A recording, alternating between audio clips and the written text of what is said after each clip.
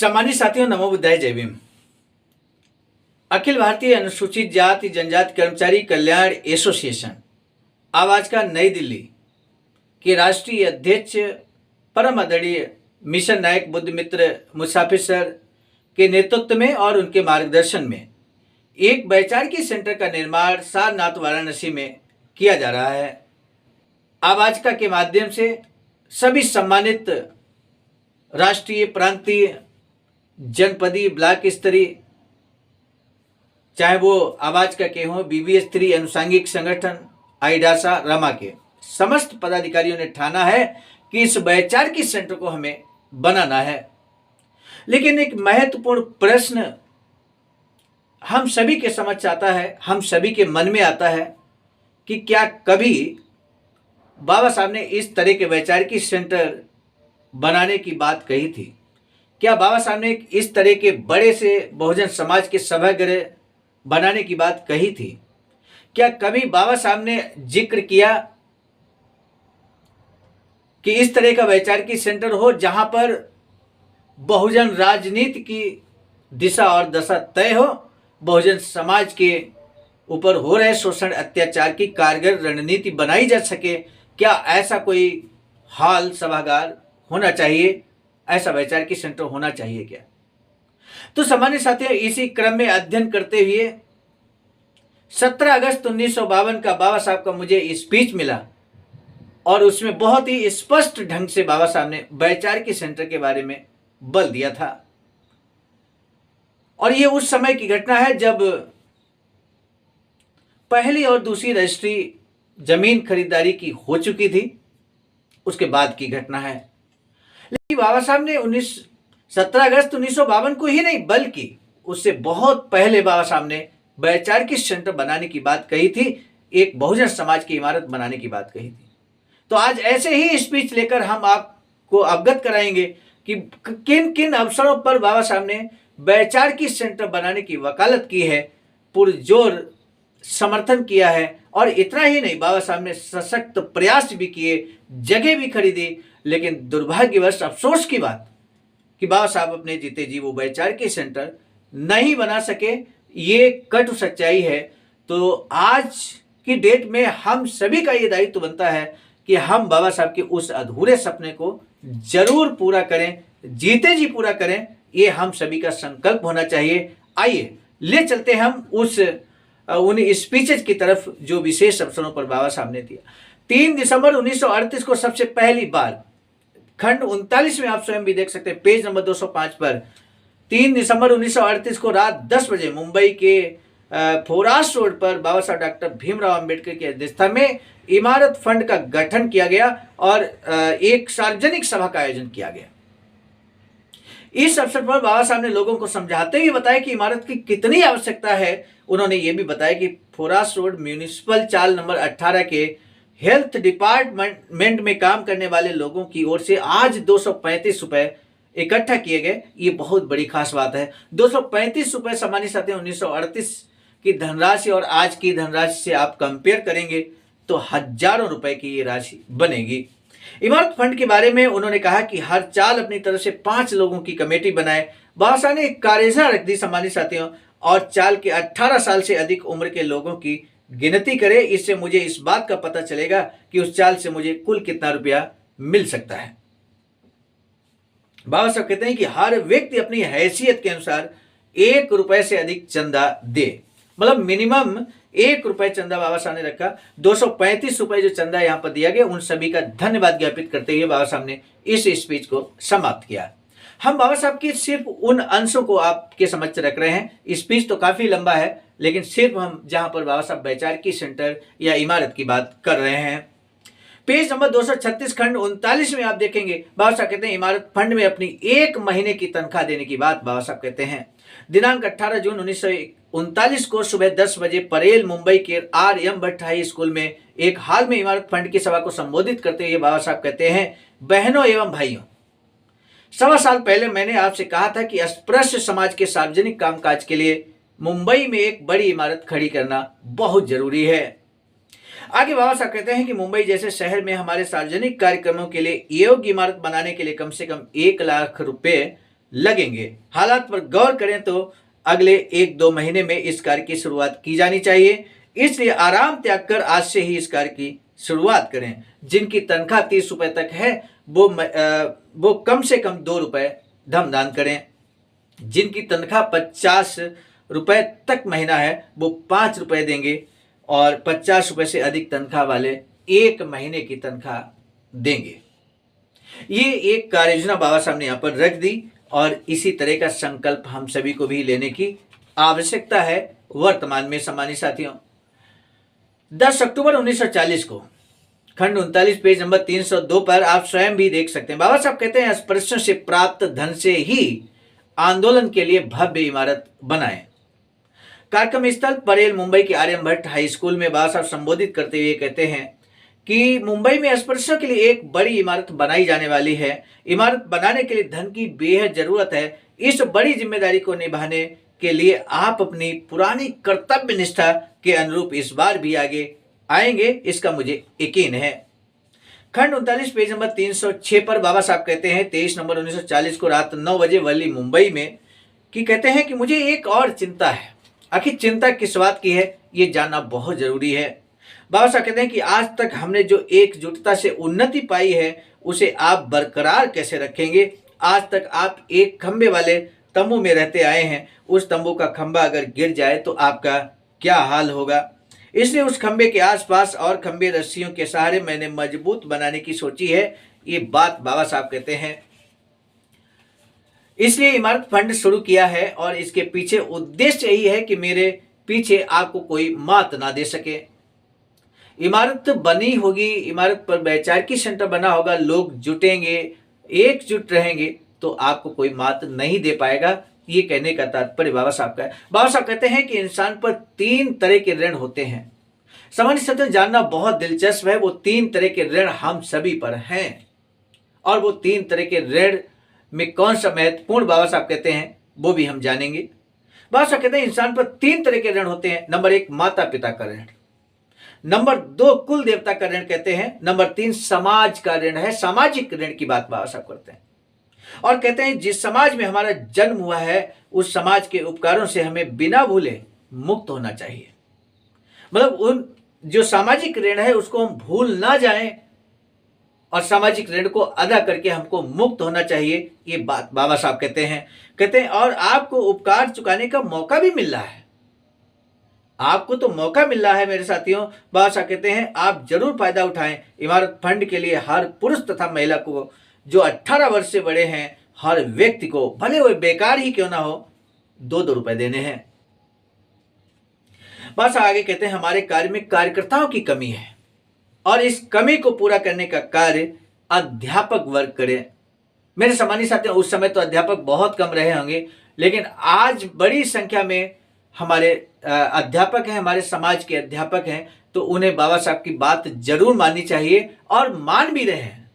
मैं स्वयं भी अध्यापक हूं और हमारे आवाजका के अधिकांश पदाधिकारी अध्यापक हैं। तो सामान्य साथियों अध्यापक वर्ग पर बड़ी जिम्मेदारी है कि इस बाबा साहब के अधूरे सपने को पूरा करने की जिम्मेदारी है और इसे हम कार्यकर्ता बनकर पूरा करें। इमारत के लिए बाबा साहब कहते हैं मैंने जो योजनाएं बनाई हैं, जो भी अपने 1 महीने की तनख्वाह देंगे उनका नाम शिलालेख पर दर्ज किया जाएगा।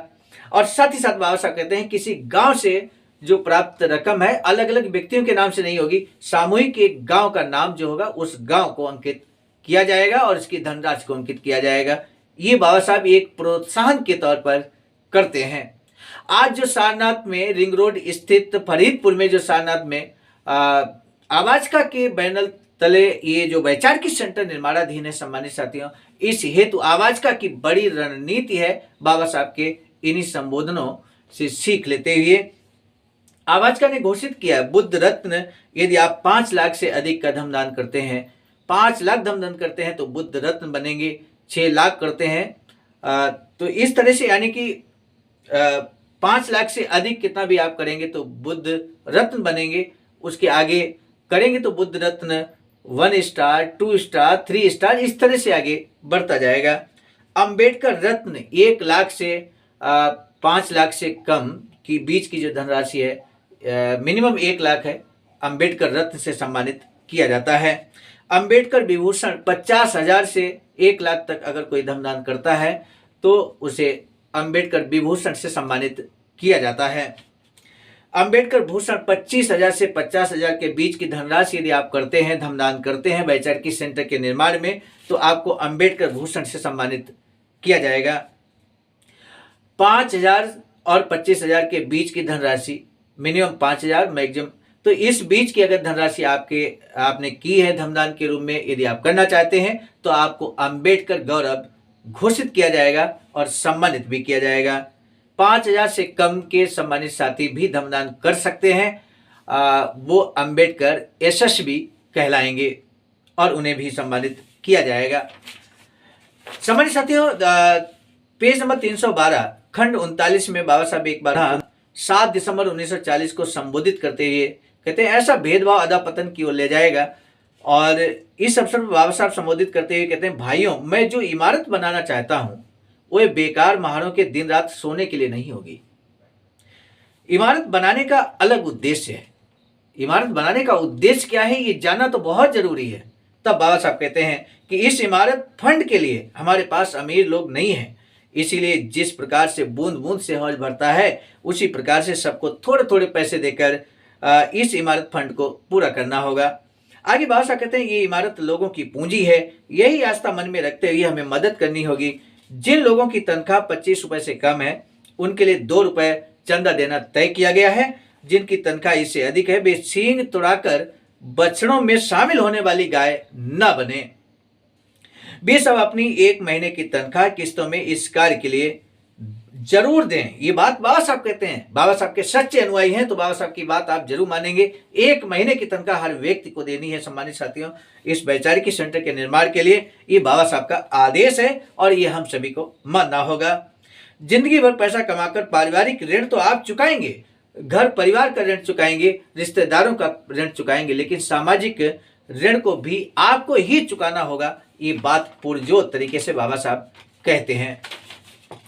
तब बाबा साहब खंड 39 पेज नंबर 342 पर प्रकाशित बाबा साहब का ये स्पीच, अपनी रक्षा के लिए सुरक्षा दलों का गठन कीजिए, इस शीर्षक के तहत बाबा साहब संबोधित करते हुए कहते हैं कि भाइयों और बहनों, मेरे कहे अनुसार इमारत बनाने के लिए हर व्यक्ति अगर 2 रुपयों का चंदा देता तो अब तक ये इमारत बन गई होती। इमारत बनने में इतना समय लगना शायद कोई संकेत है। वो संकेत क्या है? तब बाबा साहब कहते हैं, मेरे पास अगर पैसा इकट्ठा भी हो जाता तो भी ये इमारत मैं नहीं बनाता। ये तो बड़े ताज्जुब की बात हो गई कि एक तरफ बाबा साहब इतने इस विषय में कह दिए हैं कि हम इमारत बनाएंगे, लेकिन आज ऐसा क्यों कह दिया है? तो जानना बहुत दिलचस्प है। बाबा साहब कहते हैं ये घटना है 1942 की। आप ईयर को ध्यान दीजिए, ये जो वर्ष था वो कितने संकट काल की परिस्थितियां थी। तब बाबा साहब कहते हैं क्योंकि आजकल के युद्ध जन्य हालात के कारण इमारतें शहर जलकर खाक हो रहे हैं, ऐसे समय में हमारी इमारत बम हमले में बिखर जाए तो असमर्थ अस्पृश्य समाज के लिए फिर से उसे खड़ा करना मुश्किल हो जाएगा। समझ सकते हैं, आपको हम जानकारी के तौर पर बता दें, 1939 से 1945 तक द्वितीय विश्व युद्ध चल रहा था और उसी युद्ध की बात बाबा साहब कर रहे हैं कि अगर इमारत बना भी देते और बाई चांस से इस हमले में हमारी इमारत जलकर खाक हो जाए तो दोबारा इतनी जल्दी बन नहीं पाएगी। तब बाबा साहब कहते हैं कि लड़ाई के कारण लोग चिंता में हैं। बहुत दिलचस्प बात बाबा साहब कहते हैं। इसके बावजूद सच बात यह भी है कि हम लोग लड़ाई में मरने वाले नहीं हैं। तब बाबा साहब कहते हैं कुछ मरेंगे तो कुछ बचे भी रहेंगे। सो मरने वालों को चाहिए कि वे जीने वालों के बारे में कुछ सोचें, कुछ करें। ये बात बाबा साहब कहते हैं। पेज नंबर 467 खंड 39 में अस्पृश्य समाज की अपनी सबसे सुंदर और उपयुक्त इमारत बने, ये बात बाबा साहब कहते हैं। 14 मई 1945 का ये भाषण बाबा साहब का याद रख लीजिए मेरे साथियों।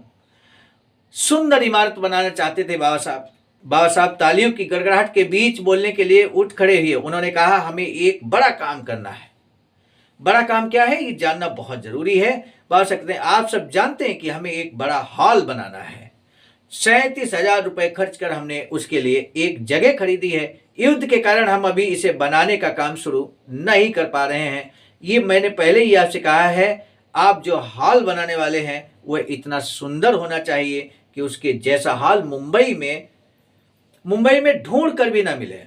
अगर कोई प्रतिष्ठा प्राप्त मेहमान आए और वह मुंबई के सभी हाल देखने की सोचे और उनके बारे में उन्हें अपनी प्रतिक्रिया देनी हो, अपनी राय व्यक्त करनी हो, तो उसे कहना पड़े कि सबसे उपयुक्त, सबसे सुंदर, शानदार अगर इमारत है तो वो अस्पृश्यों की है। इस हाल को बनाने में आपका ही पैसा लगेगा, ये बात बाबा साहब कहते हैं। इस बात का आप जरूर ध्यान रखें, इस बात का आप जरूर ध्यान रखें, ये बात बाबा साहब कहते हैं। और हम अगर अपने खुद के पैसे से इमारत बनाएंगे तो हमारी इज्जत होगी, ये बात बाबा साहब कहते हैं। अब वो स्पीच जो सबसे पहले बाबा साहब के इस हार्दिक इच्छा, बाबा साहब के अधूरे सपने को अवगत कराया। हालांकि आवाज का पहले ही कार्य शुरू कर चुका था, हम आपको बता दें, पहली दूसरी रजिस्ट्री भी हो चुकी थी। तब तक हमें ये जानकारी नहीं थी कि बाबा साहब भी वैचारिकी सेंटर इमारत बनाना चाहते थे। लेकिन यही वो स्पीच है जब हमें रास्ता, मार्ग मिल गया और बाबा साहब एक जज के रूप में भूमिका अदा की कि हम जो कार्य कर रहे हैं, आवाज का जो कार्य कर रही है वो बिल्कुल सही दिशा में है, सही कार्य कर रही है, बाबा साहब के पद चिन्हों पर चलने का कार्य कर रही है आवाज का टीम। तो सम्मानित साथियों, बाबा साहब क्या कहते हैं ये जानना बहुत जरूरी है। 17 अगस्त 1952 को बाबा साहब स्पीच देते हुए कहते हैं, भाइयों एवं बहनों, अस्पृश्यों के उद्धार के लिए एक व्यक्ति को एक युग में जितना कर पाना संभव था उतना मैंने किया है। मेरे कार्य की दिशा 3 तरह की थी। पहला, अस्पृश्य समाज में स्वाभिमान पैदा करना। दूसरा, राजनीतिक हक प्राप्त करना। तीसरा, शिक्षा के क्षेत्र में कार्य करना। इसके अतिरिक्त मेरा लक्ष्य है कि मुंबई शहर में अपने समाज को मालिकाना हक वाला एक हाल बनाना है। इसके पीछे उद्देश्य बहुत अलग है। मुंबई में अन्य हाल हैं, वहां नाटक, तमाशे, नौटंकियां आदि खेले जाते रहते हैं। इस तरह के मनोरंजनात्मक हाल बनाने की मेरी इच्छा नहीं है। मेरे समाज को यही दिशा मिले कि वे भी उच्च वर्गीयों की तरह प्रगति कर सकें, समृद्धि कर सकें, समृद्धि पा सकें, हर क्षेत्र में विकास करें, ये मेरा उद्देश्य है। केवल मेरे नाम की जय जयकार करने से बेहतर है जो बात मेरी नज़र में अमूल्य है उसे करने के लिए आप जी जान से कोशिश करें। हाल बनाने के काम को मैं बहुत महत्व देता हूँ। 3 महीनों के अंदर अंदर आप गांव से 1 लाख रुपया इकट्ठा कर भेजिए। ये बाबा साहब निर्देश एक बार पुनः दिया यहाँ कार्यकर्ताओं को, और हम सभी बाबा साहब के सच्चे अनुयायी हैं तो हम सभी इस तरह के कार्य को करें, कार्यकर्ता बनकर करें। ये बाबा साहब का निर्देश है, उसको हमें मानना चाहिए। खंड 40 में पेज नंबर 278, 28 सितंबर 1952 को बाबा साहब संबोधित करते हुए कहते हैं, सार्वजनिक धन के गलत इस्तेमाल जैसा कोई और नीच करते नहीं है। सामान्य साथियों, वर्तमान में भी आप देखते रहते होंगे कई लोगों पर इस तरह के आरोप लगते रहते हैं। तो रविवार दिनांक 28 सितंबर 1952 को शाम 5:30 बजे नरे पार्क मुंबई की अस्पृश्य जनता को सार्वजनिक सम्मेलन को संबोधित करते हुए बाबा साहब कहते हैं कि आजकल कई लोगों का मन राजनीति में रमा हुआ है। मेरा मन राजनीति में नहीं रमता। मेरा पूरा ध्यान हम लोगों द्वारा शुरू किए गए इमारत फंड में लगा हुआ है। मुंबई में कई तरह की इमारतें हैं, ब्राह्मण जातियों की है, मराठों की है, क्षत्रियों की है, यहाँ तक कि कुर्मियों की भी है। तब बाबा साहब कहते हैं उसी प्रकार अस्पृश्य समाज की भी एक इमारत होनी चाहिए, एक हॉल अथवा जाति गृह मुंबई में होना चाहिए। ऐसी मेरी बहुत पुरानी इच्छा है। वर्ष 1938 में इस काम के लिए मैंने मुंबई में इमारत फंड की स्थापना की थी। 10 से 15 साल बीत चुके हैं, इसके बावजूद इस कार्य को अब तक मूर्त रूप प्राप्त नहीं हो पाया है। ये स्पीच 28 सितंबर 1952 का है। तब बाबा साहब कहते हैं मैंने तय किया है कि कम से कम अब तो ये काम पूरा होना चाहिए, ये काम बेहद आवश्यक है। ये जानकर हर कोई पूरे मन से जुट जाए। एक बार पुनः बाबा साहब कार्यकर्ताओं को जुटने का निर्देश देते हैं और इसके बाद अंतिम भाषणों में से एक सारनाथ वाराणसी में ही बाबा साहब स्पीच देते हुए सम्मानित साथी 24 नवंबर 1956 को दोपहर 1 बजे क्या कुछ कहते हैं। ये पेज नंबर 489 पर खंड 40 में बाबा साहब डॉक्टर अम्बेडकर संपूर्ण वाङ्मय खंड 40 में आप देख सकते हैं। बाबा साहब कहते हैं कि सारनाथ में भिक्षुओं से मिलकर बाबा साहब ने कहा कि हर रविवार के दिन हर बौद्ध को नियमित रूप से बुद्ध विहार में जाकर उपदेश ग्रहण करना चाहिए। आगे बाबा साहब कहते हैं इसी प्रकार उन्होंने हर विभाग में बुद्ध विहार निर्माण कर उसमें सभा लेने के लिए काफ़ी जगह वाला सभागृह होना जरूरी है, ये बात भी जोर देकर बाबा साहब कहते हैं। सम्मानित साथियों, आज के ये स्पीचेज आपने 1938 से 1956 तक के वो स्पीचेज बाबा साहब के देखे, उनका अंश हमने आपको सुनाया, जहां पर बाबा साहब ने वैचारिक सेंटर बहुजन समाज की होनी चाहिए, इस पर बार बार बल देते हैं। बाबा साहब के इस अधूरे सपने को पूरा करना हम सबकी महती जिम्मेदारी है। बाबा साहब डॉक्टर अंबेडकर के सपनों का वैचारिक सेंटर हम सभी मिलकर बनाएंगे ही बनाएंगे, यही संकल्प हम सभी को लेना है और अपने संकल्प को पूरा भी करना है। सामाजिक ऋण को चुकाने का सुनहरा अवसर एक बार पुनः अखिल भारतीय अनुसूचित जाति जनजाति कर्मचारी कल्याण एसोसिएशन दे रहा है। आवाज का जिसका अनुषांगिक संगठन बहुजन बोधि समाज संघर्ष समिति है, उसका एक अकाउंट नंबर है। उस अकाउंट नंबर पर जो हम स्क्रीन पर आपको दिखाने की कोशिश कर रहे हैं, इस अकाउंट नंबर पर आपको धमदान करना होगा और इस वैचारिक सेंटर के निर्माण में Buddha Bodhisattva Ambedkar international centre BBAIC के निर्माण में अपना अमूल्य त्याग और समर्पण देना होगा। सम्मानित साथियों, यदि आप हमारे इस चैनल आवाज़ का ऑफिशियल, जिस पर नियमित सुबह 5 बजे डॉक्टर अंबेडकर संदेश आपको मिलता है, आप हमारे इस चैनल को सपोर्ट करना चाहते हैं तो हमारा आपसे निवेदन है कि आप हमारे इस चैनल को सब्सक्राइब कर लें, वीडियो को शेयर लाइक कमेंट जरूर करें।